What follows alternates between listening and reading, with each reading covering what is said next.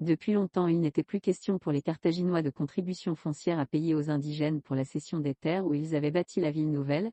Au contraire, ils avaient su se créer un vaste empire aux dépens des Numides. Ceux-ci n'oubliaient pas le passé. Toutes les fois que Carthage était engagé dans une guerre avec des nations étrangères, ils faisaient valoir leurs prétentions à main armée.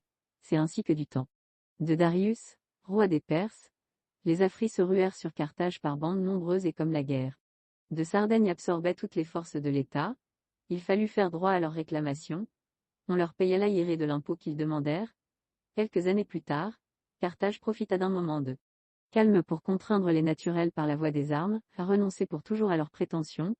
Depuis ce temps, les Numides continuèrent à nourrir contre les Carthaginois les sentiments de haine que tout peuple nomade porte naturellement aux nations agricoles, ou pour mieux dire, ils étaient animés du désir de récolter ce que le travail des cultivateurs avait fait éclore.